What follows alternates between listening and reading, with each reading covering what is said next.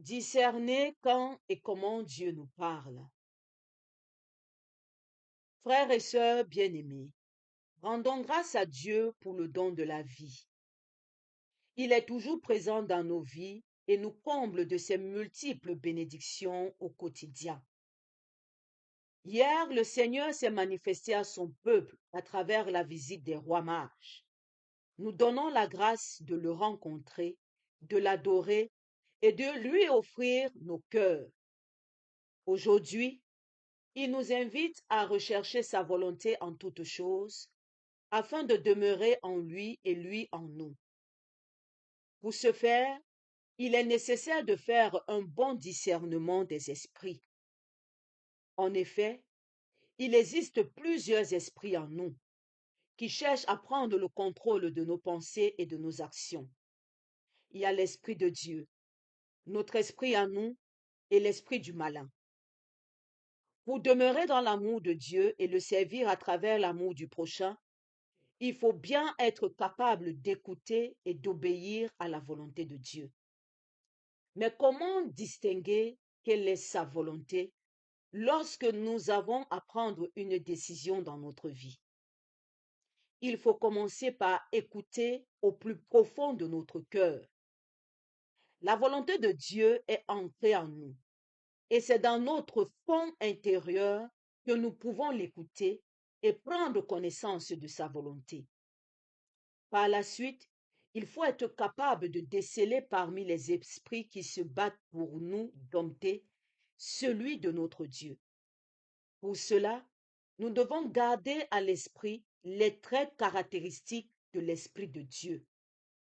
L'Esprit de Dieu proclame toujours la seigneurie de notre Sauveur Jésus-Christ, c'est-à-dire que lorsque nous sommes en quête de ce qui plaît ou plairait à Dieu, les inspirations qui nous entraînent dans le service, l'humilité et l'amour, et qui augmentent en nous la foi, l'espérance et la charité viennent de Dieu, car ce sont là les vertus que nous enseigne le Seigneur lui-même. L'Esprit de Dieu nous parle tout bas et se propose sans s'imposer. Quand c'est Dieu qui nous parle par son esprit, notre liberté est toujours respectée et ses inspirations apportent la paix intérieure et la quiétude à notre cœur. Par contre, lorsque c'est le malin qui nous inspire, nous sommes inquiets, notre esprit est troublé et nous manquons de tranquillité. Frères et sœurs bien-aimés, c'est en suivant le Christ et en accomplissant sa volonté en toutes choses que nous pourrons améliorer la qualité de notre vie chrétienne. Tâchons donc de toujours discerner cette volonté avant chacune de nos actions. Prions. Dieu notre Père, nous te rendons grâce pour ton amour infini. Nous t'en prions. Donne-nous ton esprit aux 7 dons, afin qu'il nous aide et nous conduise sur les pas du Christ, et que nous accomplissions ta volonté en toutes choses. Par Jésus le Christ, notre Seigneur. Amen. Loué soit Jésus-Christ, à jamais. En nous, il réside plusieurs esprits qui veulent nous dompter. L'Esprit de Dieu ne cherche pas à nous dompter, parce que l'Esprit de Dieu ne nous impose rien. Notre esprit, à nous, cherche à nous dompter parce que nous avons ce désir de plaire aux hommes. Nous avons ce désir de paraître pour une belle personne. L'esprit du mal veut nous dompter parce qu'elle veut nous éloigner de Dieu. Elle veut confronter Dieu en lui disant: ta créature ne te respecte pas, ta créature te désobéit, ta créature s'éloigne de toi pour me servir, moi, le mal. Comment discerner cela? Comment distinguer tous ces esprits face à une décision, face à un choix. J'aimerais dire c'est très simple. Tout simplement, l'Esprit de Dieu glorifie Dieu.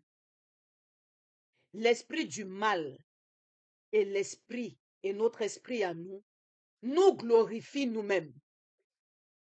Quand tu es face à une décision, si la décision que tu vas prendre, c'est pour ton bon plaisir à toi seul, c'est la mauvaise décision. Ne prends pas cette décision. Si la décision que tu vas prendre, c'est pour faire plaisir à X ou à Y, c'est la mauvaise décision. Ne prends pas cette décision. Si la décision que tu vas prendre, c'est pour plaire à Dieu, pour glorifier le nom de Jésus, alors oui, c'est la bonne décision, il faut la prendre. Mais c'est là qu'est tout le problème. Jésus est dans notre vie par procuration. Quand on a besoin de lui, on court dans tous les sens à le rechercher. Quand nos esprits nous ont déjà chicotés et nous ont envoyés dans le feu, et que notre vie est en train de nous brûler, et qu'on ressent la douleur et la tristesse en nous, on court chercher le sapeur-pompier qui est Jésus pour qu'il vienne éteindre le feu que nous-mêmes nous avons allumé. Et dès qu'il a fini sa mission de sapeur-pompier, on le renvoie là où il était et on reprend nous-mêmes notre vie. Conclusion, on vit sans Jésus. Du coup, on ne le connaît pas. Et quand on ne le connaît pas, on ne sait pas si l'action que nous sommes en train de faire est en train de le glorifier ou pas. On dit, oh, je suis chrétien. Je prends toujours cet exemple qui est simple, la charité. L'Église nous enseigne qu'il faut vivre la charité. Et beaucoup de personnes le font. Oh, j'ai vu un orphelin, j'ai vu telle personne qui souffre, alors je lui apporte mon aide. Dans quelle disposition du cœur tu lui apportes cette aide? Dans la disposition de cœur où tu veux qu'on dise, ouh, cet homme, il est bon, il est très gentil, c'est un homme vraiment, il aide beaucoup les pauvres, vraiment, le monsieur s'y est très gentil. Vraiment, quand on lui demande, il nous donne. Ou alors, tu poses cet acte de charité pour que la gloire de Dieu soit vue à travers l'acte que tu poses. Si tu poses cet acte dans le désir d'être acclamé des hommes, sache que tu es en train de faire un mauvais acte, même si c'est une bonne chose que tu es en train de faire. Même si tu es en train d'apporter de la nourriture à celui qui est dans le besoin, même si tu es en train apporter de l'aide à celui qui a le plus besoin, sache que tu es hors sujet. Tu es à côté de la plaque. C'est-à-dire la plaque de Dieu est là et puis toi-même tu es à côté et puis vous vous filmez. Tu es à côté de la plaque. Parce que ce que Dieu regarde, c'est la disposition du cœur qui donne. Regardons les frères Caïn et Abel. Les deux ont apporté l'offrande. C'est pas comme si l'autre était paresseux. C'est pas comme si l'autre a boudé en venant apporter son offrande à Dieu. Comme s'il a dit, bon, je ne veux pas, moi je ne veux pas. Je ne peux pas donner l'offrande. C'est pas comme si on lui a obligé à le faire. Mais la manière de donner à Dieu, Dieu a agréé une offrande et a rejeté l'autre. Pas parce qu'il était paresseux, parce que son offrande était conforme. Son offrande était conforme, mais la disposition de son cœur, son esprit a dominé sur l'esprit de Dieu. Il avait le désir de passer pour le frère le plus gentil devant son frère. Il avait le désir de séduire le regard peut-être de ses parents. Au lieu de plaire à Dieu, au lieu que son offrande soit pour glorifier le nom de Dieu, c'était pour se glorifier lui-même. L'œuvre, l'acte qu'il a posé n'est pas mauvais. Il a accompli son devoir en offrant cette offrande à Dieu. Mais elle n'a pas été agréée. Donc, si nous voulons laisser nos esprits dominer, Nous allons poser des actes parce qu'on va dire, tout le monde connaît que la charité, elle est bonne. Soutenir quelqu'un, c'est gentil. Assister celui qui pleure, c'est gentil. Celui qui est en deuil, je pars le voir. J'assiste au deuil, je l'accompagne jusqu'au village. Quand quelqu'un est malade, je lui apporte les fruits. Oui, tout ça, tout le monde sait le faire. Le diable encore plus. Mais le faire avec l'Esprit de Dieu, beaucoup ne savent pas le faire. Et c'est à ça que le Christ nous appelle aujourd'hui. Poser des actes avec l'Esprit de Dieu, guidé par l'Esprit de Dieu, et non par l'esprit du mal ou bien par notre esprit à nous. Et pour le distinguer, quand tu vois une personne qui proclame la gloire de Dieu en son Fils Jésus, celui-là parle au nom de Dieu.